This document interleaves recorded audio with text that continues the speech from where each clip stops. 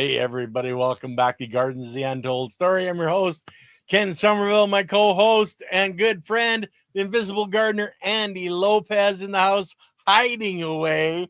I'm Last week invisible. we I'm had a great. invisible. You're invisible, yes. Okay. You need to put some green on to cover your green screen, right? Oh, okay, that'll do it. Hey, I'm- Goathead. Hey, Silly Lily. All right, Great to have cheers. you guys here. Hi, silly. Hey, Andy and Ken. Hi, hi, hi. So last week we had a good question on potting mixes, etc., and we figured we'd cover a little bit more in depth this week on how to make an organic potting mix. So, Andy, do you want to start on how you do it, and then I'll do talk about how I would do it. How I do it, it's so different than anybody else on the planet. It's probably not worth it me telling you how I do it because you have to have an airplane in order to do it. That's just part of the. Airplane? well, I thought it was a spaceship. well, the spaceship is for the other things. The Oh, I space. thought it was Yeah, getting different biology. From yeah, Mars. right. There you go. I go from one planet to another, beam them up. The more biology in my garden, the better. I got it from different planets. That's actually Guardians of the Galaxy has a guy that does that. Oh, cool, Yeah, cool. he would go around getting all the biology and he had them in glasses and different things like that, from all different planets. So, he even have some soil worms and stuff like that. That's kind of Yeah, cool. yeah. So for me, what I've learned from my experience in making my own potting mix is that in the beginning, when I started doing this, before the earth was fully developed, you couldn't go buy organic potting mixes. You go to the store and you go, hey, you want the organic potting mix? And most of the potting mix in the stores are all chemical fertilizers in it, and Yeah. really junky, gunky stuff. But I started when I started potting plants. There's a difference. You have to have an idea what it is you're going to be planting because I have a different formula for vegetables as I do for flowers that I wanted to pot in the house for the house, for example, or if I Right. want to start vegetable seeds, it's very, very slightly different. And the main difference is one has a little bit more compost than the other. When I want to start vegetables, or it doesn't make any difference whether it be tomatoes or carrots. Well, there's some vegetables you don't want to start in the container. You want to start it right in the ground because they do not Yeah. like to be repotted, so to speak. Unless you're very good at taking them out of your little potting mixture and putting them in the ground. But so when I do but when I do plants, like I've done a lot of bonsai plants, which is an entirely different potting mix. Also, and if you do cactuses or succulents, you want to have a different formula for that as well. And so you have to have an idea what it is you're going to be potting in order to make the proper potting mix. Am I close? Good. Yeah, sure, you're close, but Lily says you're not that old, Andy. Where you were there at the beginning of the planet, but Oh yeah, I was here. I was. I actually was on another planet for billions of years, and I came over here. Okay, Philly. And when I got here, there wasn't any human beings around. So yeah, I'm old. And you can see it. You want to see how I look when I change into my natural form? You don't want to do that, okay?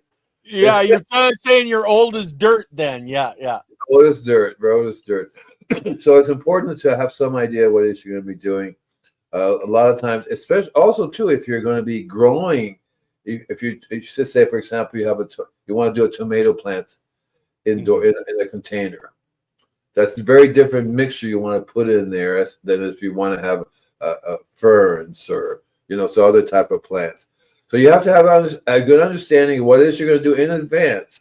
And then what I do is I like buying organic potting soils already mixed because they have some really nice mixtures there that you have a hard time buying. Sometimes they have if you look at the ingredients, it'll be some very nice mixtures in there. And I know, like for pot growers, there's always some really good mixtures in there. They have they have forest soil. They have all kinds of other things in there that they have blended. So it has a wide range of different sources, and that's what one of the things you want when you do your potting soil. You want to try to imitate Mother Nature to some degree, to have a blend of different things in there rather than it's just compost, or it's just compost is too strong, really, ideally, to be using in the potting mix. You want to blend it in.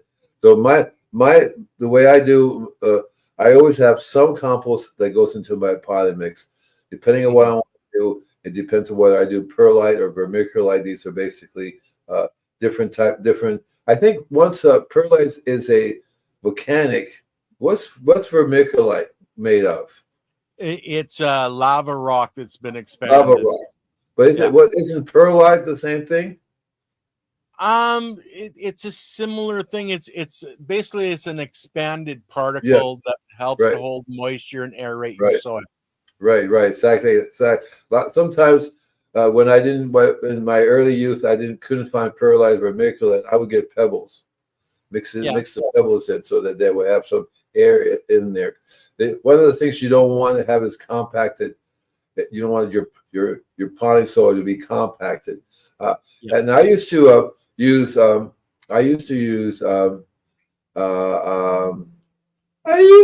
don't know what I used to use, but I used to use it. I swear I did. It was peat moss. Okay. So I used to use peat moss until I ran into coconut coir. Coconut coir, yeah. Right. So I think I like that better only because the peat moss is being slowly diminished. It's peat bogs. I think they're called peat bogs. There's less and less of them on the planet, and ideally they're a big carbon capture mechanism, and so you don't really want to use them up. But I used to have peat moss blended in with my compost, listening while I work. Yeah, Shawnee grows. I hope you're not a cook when you're chopping something, because that's not good, right? You don't want to. Oh, are you an airline pilot? You're listening while you work. Oh, so anyway, if you guys have any questions, always good to be home, especially if it's your sanctuary. Oh yeah. So once you know what you're doing, what you're going to be planting.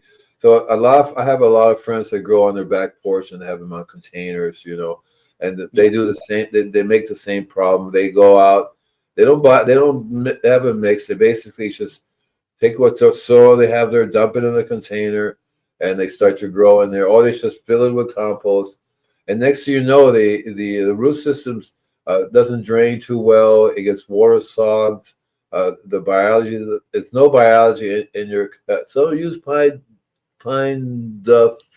That's great substitute. Just below needles, above the soil. Oh, that is nice. Is that what it's called? Pine duff. Show me that one, Dr. Green Thumb. Use pine duff as great substitute. Pine duff. That's just below the needles, but above the soil. Oh, that is so cool, because one of the best. So I myself, I have these pine trees, so I always get pine needles, But the trees say you take that pine needle and you get your ass is grass. I go, sorry, because I feel it's a limited amount under there. But I do like the pine needles and how they break up, so if one of the things you can definitely do, if you have a source around you, you can always look, because it's always very good to use what's available in your environment. The pine needles are good, so are leaves.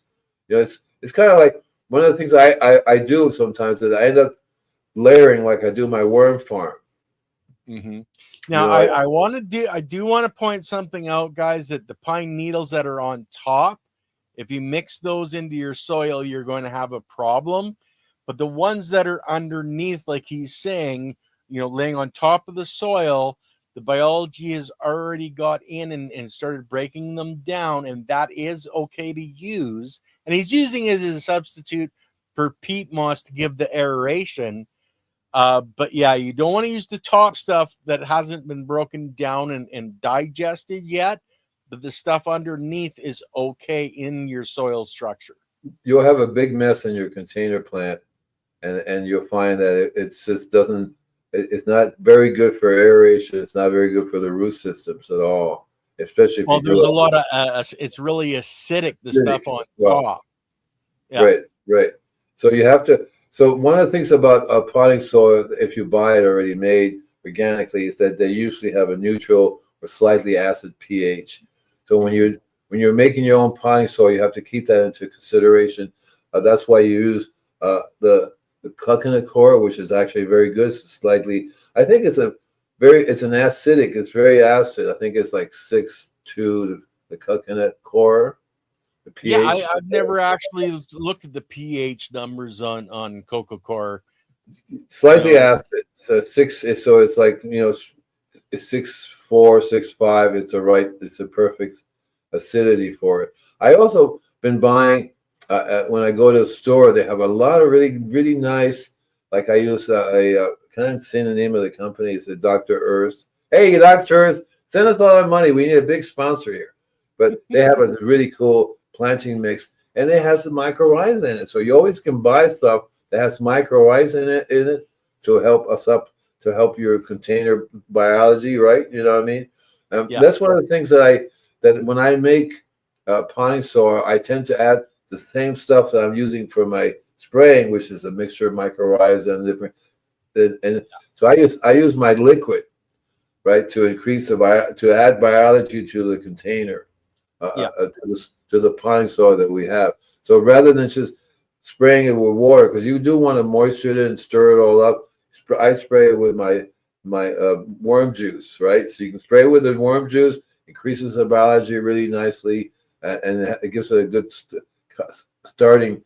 It helps it to get started to grow, because that's one of the things about containers is that there really is very zero biology in those potting soils. So you want to find something with biology in it. So that's why another use of your worm juice is to water it with your worm juice. And you find I find that makes the container plants grow even better if you use the worm juice as opposed to just use water. And that's the other issue too. When you're watering your plants, you have to use filtered water rather than city water, because the city water is full of chemicals which will destroy the biology in your plants and the soil in the container. So it's the same thing it's all about the biology. Instead of having in the ground, you have your own little movable ground in the container. Which now, is how much you said you use compost, and you're doing different mixes for different plants. So let's just talk about indoor plants, Andy. Are you using a set mix for all your indoor plants? You're talking, the succulents are a little bit different, but what are you really putting into your mix? Like, are you adding rock dusts and phosphates? No, you don't want to add any other things to your mix. You should be using that in your compost. You should be adding all that stuff you need, rock dust and everything else you think the plants need. That goes in there. You don't want to be putting it in your container, because you will overdo it. Unless you're one of those guys, a pinch, right? A little pinch. That's basically what you need in a little container, is a pinch. A tablespoon may even be too much of the rock dust. Because remember, rock dust is very alkaline. But you should do that in your compost. That's why every potting soil you should have 1 part compost, 1 and 2 parts, whatever the coconut coir is or whatever the other mixtures are. You'll find it's not a definite set formula, because you may have different things around your property that you can use. You'll get good at that because the plants either grow well or they won't grow well. If they don't grow well, then you're gonna have to lift it up and take a look and see, because a lot of times you see mush, it's really soaked. It doesn't aerate out, so you want to have it airy. That's why in the containers people often do a little layer of rocks in the bottom, so that everything drains down. That's important. So the amounts of each is not necessarily a specific, like 1 part this and 2 part that, but you definitely want to have at least 1 part compost to 2 part, whether it be coconut coir. I don't recommend you use peat moss, but if you have a source of it, you can. Ideally, you should go out and buy a organic potting soil that already has a nice blend of all these things in it, and you can make that with your compost. Because remember, the potting soil you're buying doesn't have any live organisms in it. You want that in your soil. That's why you want the compost. So if you make really good compost, that's what you want to do. If you don't make good compost, I would buy it for somebody. Don't go to the store and buy compost in the store because it's not going to have the biology you want. So you also can buy different. So what I do is I have all these different things from mycorrhiza, different kinds of bacteria, different types of enzymes, which so in my liquid it's already made, so I can pour that into the plants rather than you never want to add things to your potting soil, to your container, right? So you want to blend it in your potting soil, and that's it. That way you can keep. Otherwise, you're going to end up. What dilution you use for foliar worm leachate? 27. So when you're making your mix, you're saying you're adding in your leachate. At what ratio are you adding that into your? And Andy, are you making like just for enough for one little pot, or are you making like 5 gallons at a time or 50 gallons when I make my leachate no, you're potting mix. On a regular basis. Right, I make my leachate on a regular basis for my services, so I always have this leachate around. So that's what I use. I don't make a specific leachate for the container plants. So what I do is I feed all the plants when I go to people's property. I feed this liquid. So I use the ready-to-use product rather than the concentrate, because you don't want to use the concentrate. If you're going to use that, you always want to dilute the mixture that you have sufficiently enough so you're on the trace mill path rather than too much, because you can easily overdo it in a container plant in terms of overfeeding it. Okay, so is that like a 1:20 to 1:50 mix for just for the leachate? So for the leachate, I would add basically my mixture would be I take in a 5-gallon container, I would add about 2 cups. So whatever that mixture would be, so 2 cups is like maybe 20 ounces, right? Something like that. Yeah. So do you have a 5 gallons container, which just has there's still clean water in it? So I don't know the ratio of that would be. I would say, hey Siri, what's the ratio of 20 to 5 gallons? So so basically you always want to go on the low side. So I do usually 1 cup, 2 cups if I'm growing things like they're flowering, whether it be roses or some type of flower. 1 cup if it's just green ferns and stuff like that, or succulents. Orchids have a completely different formula for potting soil, because they don't use soil. You get a special. It has a very loose product. It's like moss. Yeah, right. Exactly right for orchids, and there are air plants that you spray. So the formula, you get to learn how much. See, the leachate itself is not going to burn. You can do it straight. You can pour leachate straight from the worm juice right into your container. Use that. It's not. The reason why I do it, because I already blend it in with all these other products, and you want to dilute it. Right. So if you want to do leachate straight, you can pour that baby, take a glass for yourself, drink it, whatever, and give it to your plants, and it won't burn them at all. The main thing you have to understand when you use the leachate is that if your potting soil has any chemicals in it, it will burn the plant. So you don't want it's going to release everything. There's that much biology in it. Exactly right, Jill. You don't want to be using any potting soil that it has any fertilizer in it whatsoever, because that's going to burn your plants, chemical or otherwise, right? So you want to have a pure potting soil, and if it has sometimes the potting soil will have a wide blend of earthworm castings. It'll say in it, it'll say it'll have some other things in there, but these things also too. So if you're going to use your leachate, see what the ingredients are, because that will bring it up 1,000 times. You're going to go, pooch, the plant just burned right in front of your face. Pooch, some smoke will go up and go, I guess that was too strong. Mm-hmm. Right. So that's what you have to. Let's get back to my other question. What I was asking, not on the leachate side, but when you're making potting mix, do you make 5 gallons at a time, 50 gallons at a time?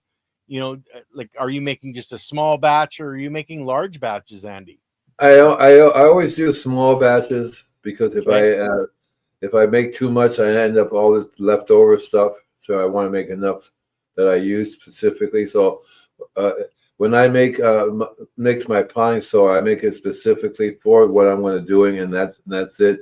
And they also get the leachate added to it. I learned if I make too much, it'll sit there, Yeah. and Yeah, that's and not dry good. out and go hydrophobic, and all the biology goes And that's to not sleep. good, right? And that's Yeah. not good. Exactly right. So you just make enough for what you need, and at the same so. But once you start using the leachate, and you learn how to add stuff to your leachate to enhance it, because that's what you really do is you want to use the leachate as a foundation to work with, but you can add more mycorrhiza to it. You can add endo and ecto mycorrhiza, for example. It depends if you know enough about it. You could say I'm going to add some endo mycorrhiza because there's different mycorrhizas do different things.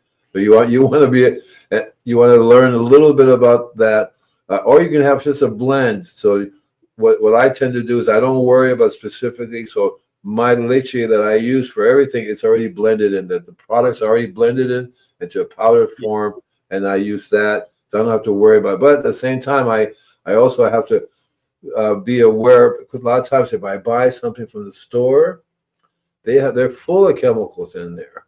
Yeah. It's hard to buy organic, little plants and stuff like that sometimes. Yeah, yeah. So I've learned from it. I'll come back the next day and the little plants burned up because I guess they didn't tell me they were adding fertilizer to it, right? Yeah. Well, it's like that lady's property with all the fertilizer in the soil not used yet. Exactly right. So you're going to assume if you buy any plants that you're going to transplant into a container that's got chemicals in it. So you have to almost wash it through. You have to rinse it through with distilled water first, maybe get some of the chemicals out before you repot it. Because that's usually what happens is they have these things in the potting soil that they use. And, it's not very good because you will burn your plants. Well, and you have to consider at the store, they're feeding them with things like Miracle Grow and stuff in the water to keep them nice and green and looking all healthy.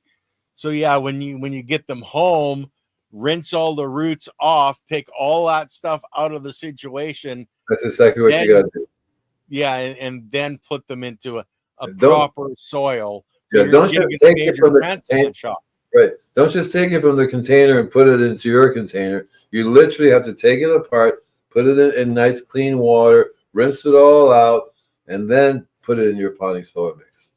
Yeah, and Laurel, yes, leachate is the extract from the worms in a liquid form.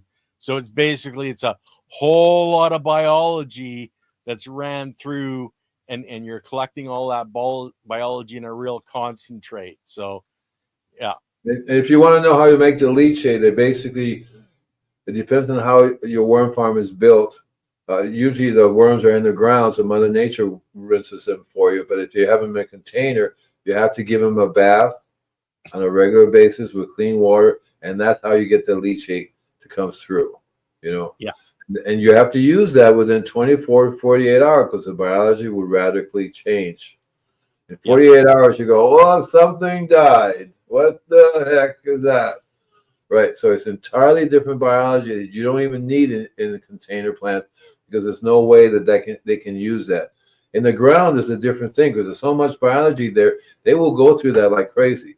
And I kind of like it when it's on the smelly side because then that's to me it's very highly biologically active, and that's what you want in your soil. But in your potting container, no. In your potting soil, no. Mm-hmm. Hi, so, to go over, like, Andy, you've done your side. Let me do mine now. Do your thing, man. So, I'm going to sleep right here. Yeah. When I was doing cannabis, I was actually throwing in all kinds of stuff into a mix, but I was starting with, I was doing like a 55-gallon drum. So I was doing about 40 gallons of soil at a time. I was adding in the a base dirt, okay, which was cooked like Andy and I were talking about the cooking the soil in your oven on 400 degrees. It was Yeah. biologically dead. Then I was adding in, green sand, rock dust, alfalfa, all these different components into the mix, moistening it up, and worm castings, moistening it up to 70%. But I was letting it boil down or cook for 30 days. So That's the I difference. was, There you yeah, go. I was allowing the biology There you go. flourish inside of the mix and work out. Now, that was for a potting mix for cannabis. If I was doing for starts, I don't want any large particles. So what I would do is I built myself a little screen, okay? And so fiber mesh cloth, just the little tiny, I think I was doing an eighth of an inch. And I would take that mixture that I had, throw it into the screen and shake it out. So all I had was just small granulars, so no larger pieces of wood or anything like that. And that was perfect for seed starting. But for the potting mix, I wanted all that organic material built in to the potting mix. Now, you can do this very, very easy. You don't have to go out, buy all this stuff. Like Buddy was using the pine duff. You can do that. You can go out, find, like I have 3.5 acres, so I have a bunch of trees on my property. I can go out and I can take a lot of stuff and add that in, and I can make my own organic material, or add my own organic material. Now, Andy was mentioning, Ocean Forest, where you can buy these potting mixes, especially in your hydro stores, because they're set up for growing cannabis. But then remember, the difference between a normal potting mix that you would be getting and a seed starting mix is the size of the particles. So you want to screen it if you want to do seeds. You don't want the roots to run into, a piece of wood that is still in your soil, and it has to go around. You want it to grow straight out and fill. So you want to start with just the soil and the biology, all the good stuff that's there. Plus, But the you can biggest wash your thing, plus you can wash your underwear on it. yeah, yeah. The biggest thing is, what is your purpose? What are you growing? Now, Right. Andy mentioned mycorrhizae, and there's the ecto, the endo. The one is great for trees. The one is better for other plants. Whatever you're growing, do a little bit of research. Some plants do not associate with mycorrhizae. So once you know if your plant is going to need mycorrhizae, then you can add it in. But for plants that don't want it, you don't need to have it. Now, there's a lot of different stuff on the shelves that you can buy. A lot of it, if you listen to Leighton Morrison, he's tested a lot of this stuff. The stuff says it's got X amount and it's got Y amount in it.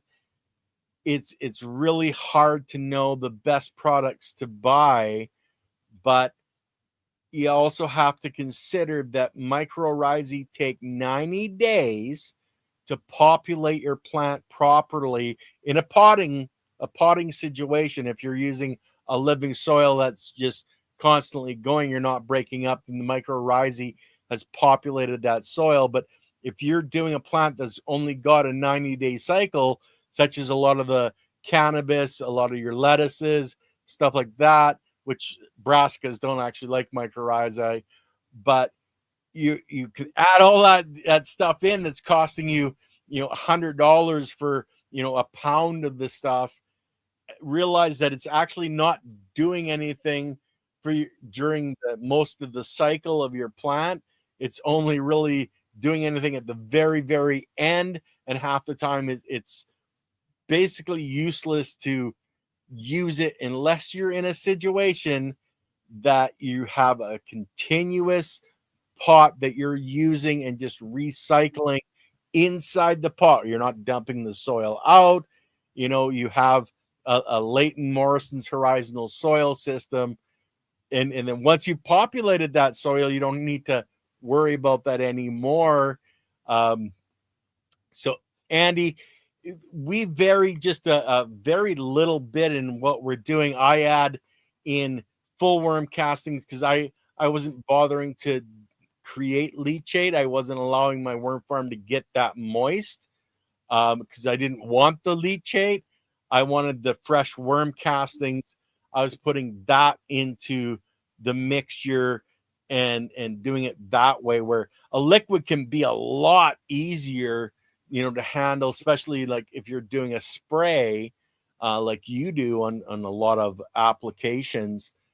But for myself personally, I was just using the worm castings when I was doing my sprays instead of creating the leachate like you do, Andy, where you're moistening it, you're letting it run out.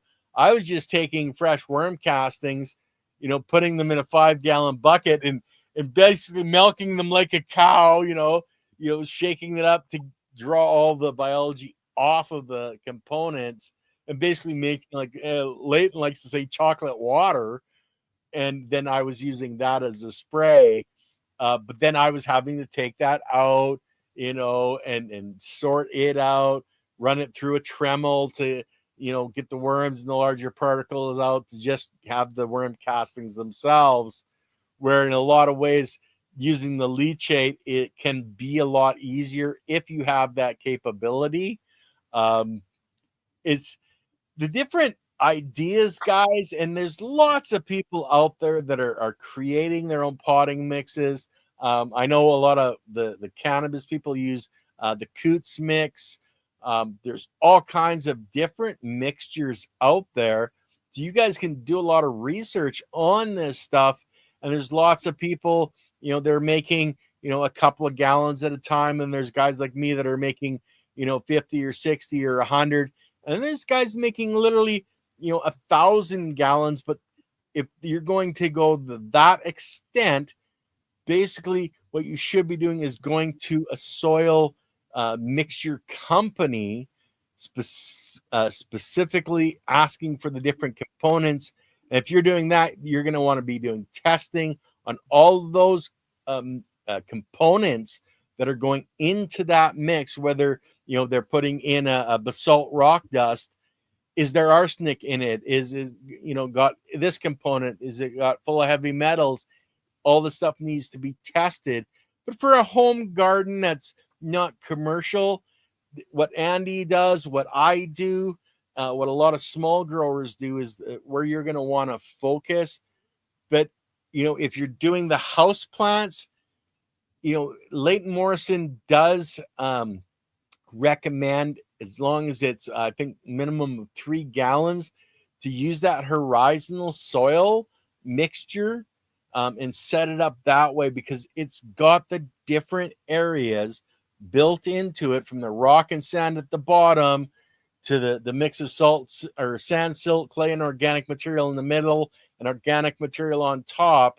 Duplicate Mother Nature. Yeah, it's going to be a total living soil that you can grow in for decades, because it's got all the components in it for the biology to mine, and it's got the different layers for the biology to live and exist. Because we do talk about the predator prey. You need the prey species for the next, level of biology to exist and continually live in your soil. So these are just some of the ideas. So Andy, what are some of the other things that you might add? And I did want to mention one thing on the peat moss. There are types of peat moss. I know the stuff we have in Canada, it's called the sphagnum peat moss. Yeah. It actually regrows. Yeah. A lot of the peat moss around the world does not regenerate itself. where the sphagnum peat moss, That's a different one. Yeah. yeah, it's a different, well, it's a different plant. Yeah, It's it's a a different peat, plant. yeah. But if you're in the States, Leighton recommends pit moss, which is basically using cardboard and creating a moss that way for this. But you need aeration in your soil and penetration for the water, and that's part of the aeration.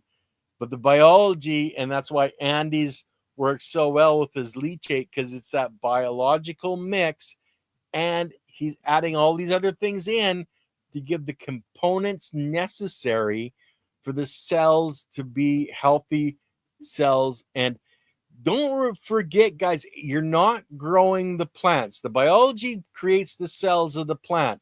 You're growing the biology, and the biology in your soil is going to be billions and trillions and quadrillions or whatever of life forms. They all need those components too. They need that carbon, they need that calcium, they need that magnesium, they need those molecules to build themselves, so they can mine the sand, silt, and clay to give it to the biology that's building the cells of your plant. So you're actually growing biology, and the more you focus on growing that biology, you're going to find your plant is growing stronger, faster, and healthier.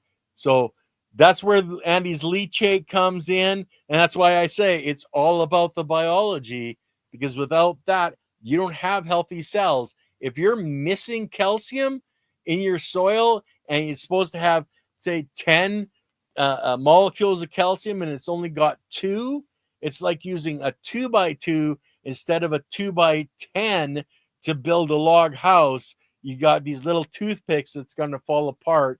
It's still going to develop the cell, but it's not going to be a strong, healthy cell. So, Andy, I know I just blabbered on there. One of the things you can add to your potting mix is biochar, and you don't really need a whole lot of that biochar to increase the, because that's providing them a housing to be in, so to speak. And so I add biochar to my worm farm, but when I'm making my mixture, I tend to sprinkle it very, very lightly. You don't want to be too concentrated; it doesn't help. So I just take a handful, maybe put it in, maybe 5 pounds of my potting soil, blend it all together. I try to experiment to see if some plants I did, some plants I didn't. The ones I didn't are smaller than the ones I did. So once I did put biochar in it, the same mixture, except with adding some biochar, they almost doubled in growth. And so I see a definite difference there in terms of whether you use biochar or not. So if you can get a hold of that, and that's one of the things I would add to my potting mix. You always, when you do it like a raised bed, it's like a giant container. So you're almost doing that. Yeah. And so you definitely want to be doing that in your raised bed, because then you don't have to be taking when I was early, I used to rotate the soil, take the soil out and put new soil in it. But if you have a living biology going on in there, and the worms are doing their thing, and you don't never have to rotate that soil. You never have to take it out, never have to do anything else to it. Yeah. So let's look at Farmer Cheryl's question here. How can you make the organic potting mix? Basically, I think vegetarian or veganic or vegan. I don't know what you're talking about, Cheryl. What does that mean? Well, is that vegan that you eat it? Is that like vegan? Well, I don't know. She means the worms would be, an animal, so it's part animal. If you're using manures or something like that. But I think she means all plant-based. I think vegan is basically plant-based. So basically, you don't have any manure in there, and I don't think that works the same way. Plant-based, it doesn't. The biology needs. It gets it from the different types of manures, as far as I'm concerned. If you don't use that, you're not going to have all the specific biology that you need. Is that the question you're asking? Because it seems to me that veganic is just being a vegan. It's just how you eat your plant food, but the plant has to be grown in the biology, right? Yeah, well, and the thing is I don't like this argument of carnivore versus vegan, Yeah, because when it comes right down to it, you're eating cells, and all cells have life in them. They all have biology in them. So there's no such thing as vegan, because it's all you're eating is cells and biology. So the saying that it's all organic, plant based, you're still, when it comes right down to it, it's all cells, and it's all carnivore. It's all, the very, very base of it all. It's all biology, and you're eating those components along with the biology, whether you're eating meat or you're eating, a piece of lettuce. It's all the cells with the biology.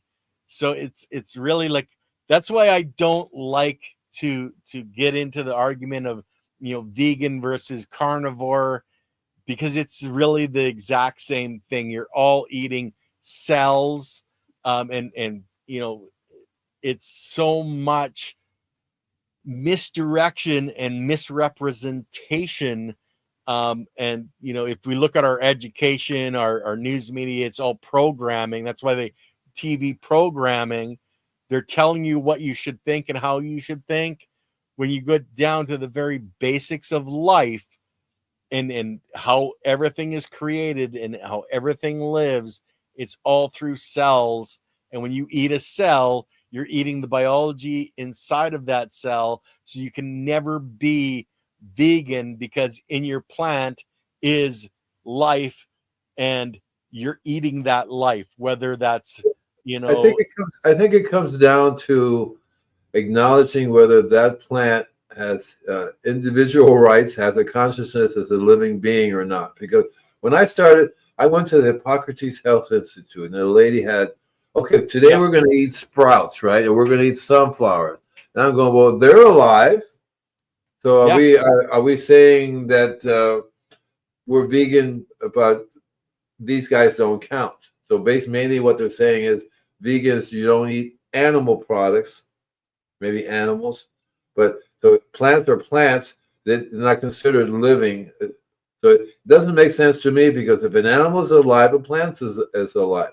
So they both have consciousness, they both have feelings, they understand.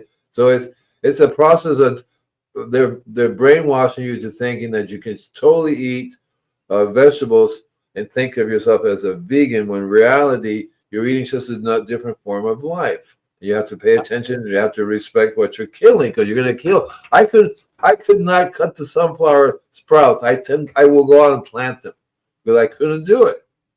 Right. Well, and like what they found out now is plants have more senses than people do. That's right. They know we are in our garden, so don't tell me they're not alive. They're just not called an animal. They're called a plant. There's really no difference whatsoever.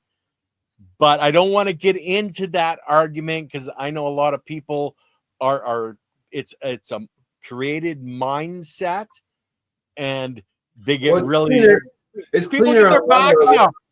It's cleaner on one level, but it's you have to understand that as human beings, this is how we have grown up. We literally go around killing things all the time.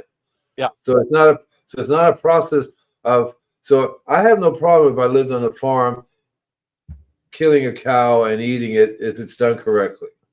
Because I feel as long as you respect it, you don't torture it, and you consider it a living thing. The same thing with, I have no problem growing up. Like today, I grew some corn. I had to kill the plant in order to pull it out. So basically, it's the same thing to me, whether I kill a cow or kill a plant. You have to acknowledge that. It's not like you're kill free. You're just going to be killing slightly different beings. Well, and it's all in. Are you thankful for what you're harvesting, whether it's a plant or an animal, and what's your attitude? That's where I think the people that they don't want to eat animals is because of how they're being killed, and they think they're suffering and all that. In some instances, that is happening, but there's ways to do it that was aren't. looking at Cheryl's thing. Tell She me said, you're eating a piece of bread that's organic and natural, and there's a combine. If you've ever been in a farming area, there's a swather that goes through and chops it all up, and kills you them don't all. tell me that's just as hard on that plant as somebody putting down a cow. I mean, like, come on, think about it, really. Cheryl says, I love growing sprouts. I really feel bad having to eat them. I feel, Cheryl, I feel exactly the same way, because to me, That's there's no difference. It's a life, you know? Yeah. And I say, thank you. I hate to eat you. I really do. So I'm sorry. And sometimes the right heart. It's the thankfulness of you're giving this to me, and I'm accepting it, and I thank you on it. And this is on the energetic. And Andy, you and I get off on energetic, on a half-ass regular basis. But it's that energy, that love, that life, that we have an aura. Plants have an aura. Animals have an aura. worms have an That aura. aura. Yeah, Insects have an aura. exactly. Everybody's got an That. aura. So Be if you look at thankful. their auras, you go, wow, we're all one being. So it's as if you're eating your hand, you know? Yeah. Oh, that hurts. Oh, that hurts. Right. So that's Yeah. what it's all about, that when it comes down to it. Even, I love the American Indians, because they respect the animal, they treat it with respect. Yeah. That's what we've gotten away from. We have torture chambers that we go eat the food. And these animals have been tortured to death, and we eat them. Well, look at the chicken farms. Like, have you ever seen the little tiny cages the chickens are filthy and have lice and all that? That's what we're really talking about. We're protesting the torture of these beings. Exactly. Right? That's what we have to get across. But so many different people are totally useless. They just go to McDonald's or wherever to eat, and they don't know what they're eating, and there's no connection to the destruction. That's why when you're growing your plant, you're directly connected to that, and you're going to have to say, okay, I'm going to kill you and eat you. Just tell it the way it is, right? And Andy, we were talking before the show. You were out taking care of chickens today, going, you look good. No, I didn't. I have this. I'm a head gardener on a farm. There's about 8 chickens there. Rita's in charge. So I talk to them, and sometimes I say, I think I'm going to eat you. She goes, well, you're going to eat me? Oh my God. They go, oh, hey, Gertrude, it's like, they understand. They understand. And so, and when they see me, oh, he's here. Oh my God. So it's like, you have to respect all living things, whether it's the invisible ones in the soil or the invisible ones in the sky, right? Wherever the living things is. I was thinking about it the other day. There's no way I can walk without destroying something or killing. Oh, I stepped on that. Oh my God, I stepped. It's like, you have to just sort of be in the moment and be grateful that nothing's after you to eat you. Well, it's the predator-prey model. And right, hey, baby, right. if I got stuck down in the African savannah with a pride of lions surrounding me, I'm lunch. Okay, I know I'm just lunch. You better be grateful that lion says, let's pray. Give thanks for the food we're about to eat today. And you go, oh, sure. It's like us human beings seem to think that we can just do that. You're not killing them if you do it right. Memory's better than most. Exactly, Linnea. You're not killing them at all, not hurting them at all. I when I do my videos, no worms have been harmed in this shooting of this video, right? No. It's just, I just see one worm, and I don't understand. A lot of times they're trying to, and I said they're trying to escape. They got a little hole, they crawl through there. And I said, what are you doing? Well, I'm trying to get out of here. Well, you're going to die. Here, I pick him up. And where do you want to go? You want to go over there? I said, well, I can't. So that poor worm wants to go into the soil, but there's no thing growing. They'll die in there. My soil is so bad, it's still taking me time because it's hydrophobic. No matter what I do to it, it's going to take a while to. So yeah, we have to be grateful to every living thing. And that's what Forrest Gnome is talking about here. I hate killing male cannabis plants. I'll at least get to recycle their nutrients in my FLJs and give them back to nature. And that's okay, I consume, say, a steak. Okay, it goes through my body. My body takes the nutrients or certain nutrients out of it to build healthy cells in my body. Then I, you know, shit. Okay, and it Oh my comes God. out and it goes back into nature.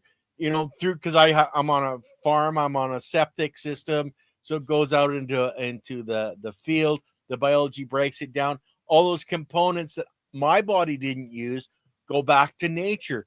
That's how it's supposed to be. And making the JLF or genome liquid fertilizer, it's a faster way to break it down to feed it back in to the plants, because it's just components, guys. It's cells being broken down by Mother Nature in compost in her recycler, putting back it into the plants and the animals. It's all that cycle of life, and all life or organic life is based on cell division, which is controlled by the biology, and the biology is in the cells. So when it comes down to it, we're just eating recycled biology, recycled components, and supposedly the best way is to start with life in the soil, which puts all the nutrients into the plants. And whether we're eating the plant or the animals eating the plant, that's the cycle that's supposed to be going through us, so we get the benefits. We eliminate a certain amount of those benefits, which goes back into the cycle. And that's where animal manure in your compost is part of that cycle. I love And it that's when why they. I Andy love it when is the store so says. I love yeah it in the store. I love it in the store when they have the compost that says no manure added. I'm going, okay, oh, yeah but that is so contrary to compost. It's ridiculous, right? And I looked all the other day, organic compost. I'm going, what are they saying? What does that mean, organic compost? It means there's an inorganic compost, a chemical version of a compost. That's what it means, obviously. right? It's like so. But to get back to what I was thinking before I forget it, because I have a very short memory. I don't remember anything about who I am. I get up in the morning and go look at my car. That's me. My name, I got it. But if I don't, who are you? I look at the car. Oh yeah, that's me. Sticky notes on your mirror. Oh, When I Andy Lopez. when I Okay, was yeah. young, I was more fluent in telling people what I saw and what's going on. And I realized that everything was glowing. Everything, whether it be a rock or whether it be an ant, a creature, they all were glowing. And I'm going, oh. And so I looked at people; they were glowing. So I really immediately realized there's some connection going on here. And so I immediately, like Silly says, she would carefully walking so you don't walk on anything. And Yeah. I couldn't do it. I just, oh God, I just stepped in you. Oh my God, I just stepped in you. Oh, even breathing, you're destroying the biology that's coming into your body. You're destroying that. So we're basically destroyers. We just go around destroying everything. But that's the way And Mother Nature is. everything is, though, Andy. It's Yeah. not just the human beings. It's No, everything. all organic Exactly right. life is eating and digesting on our skin.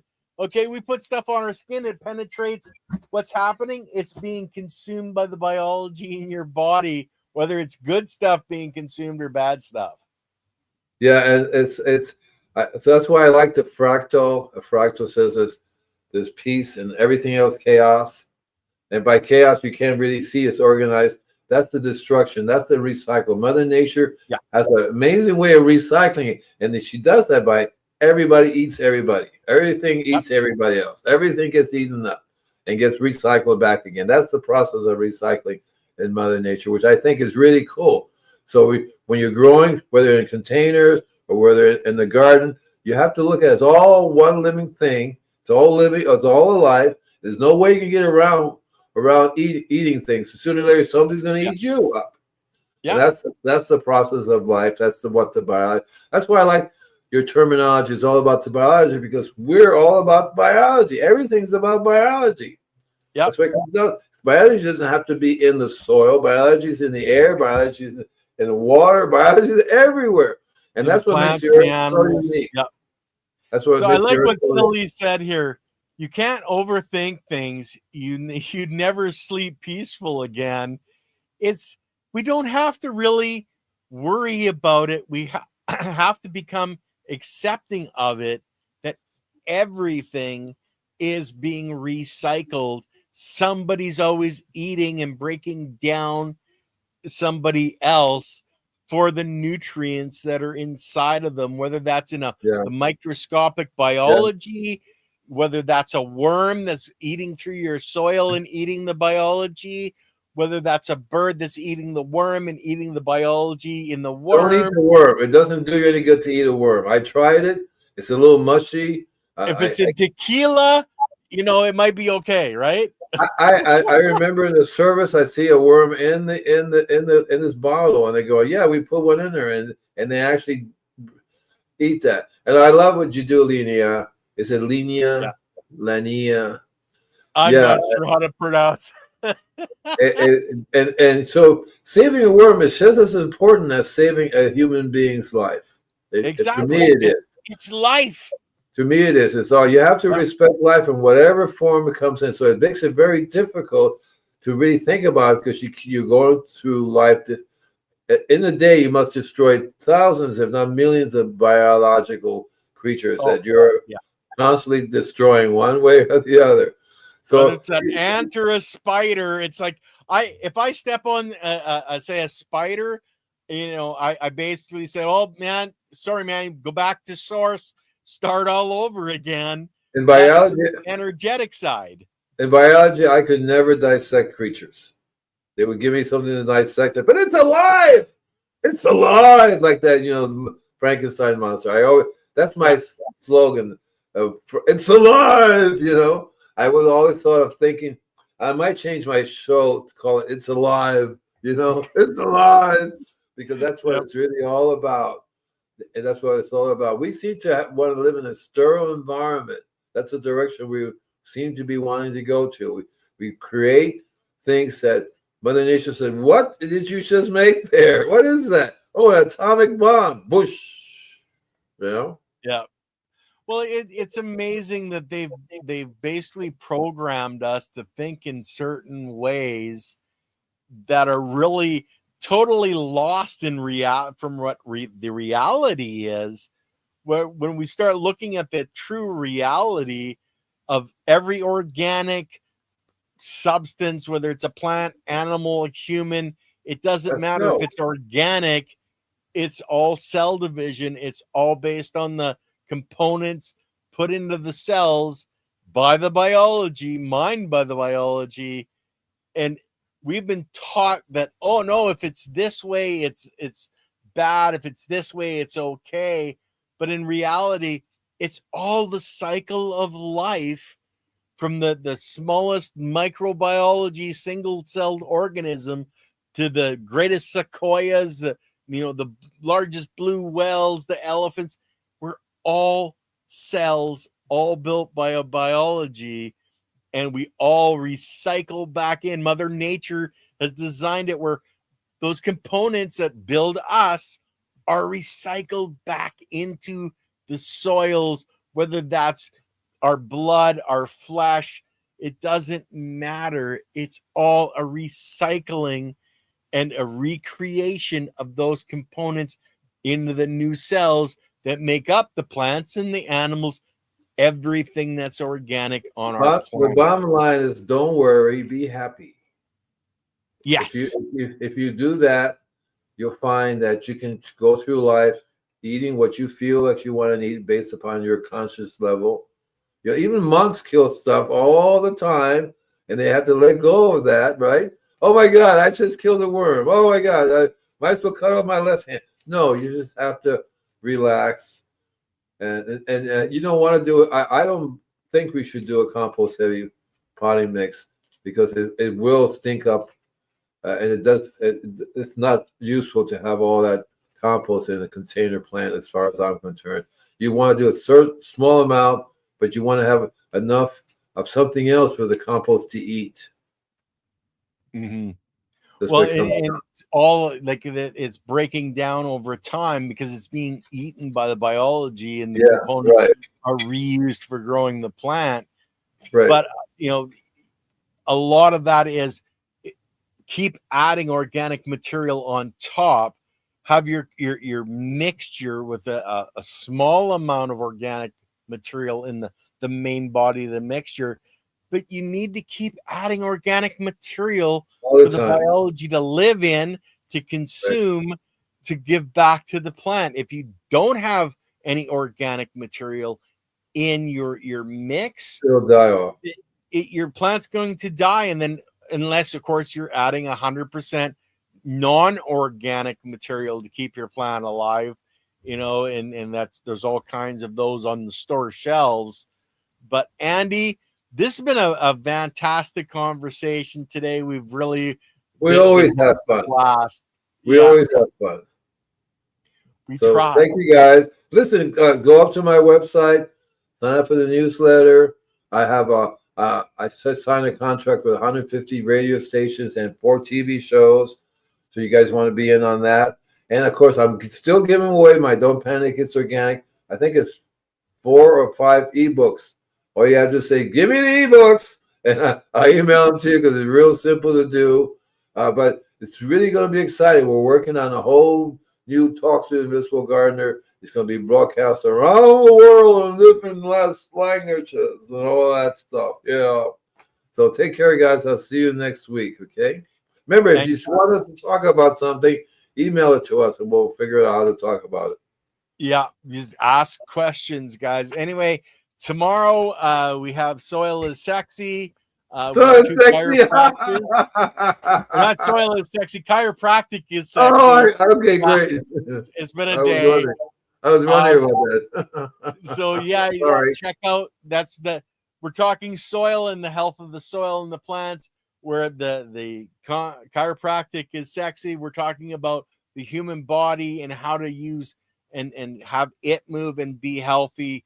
All part of the same cycle. It's all part of the cycle of life, guys. Health and nutrition is part of your life. It's part of our planet's life. So we're trying to bring more of the whole aspects of all, that whole complete cycle of life for all of us to be healthy. It's not just the soil, it's you as well. So guys, that's going to be tomorrow. Don't miss it. And blessings to everybody. Have a wonderful day. All right, guys, I'm going to end the stream. We'll see you with the ladies tomorrow. Bye.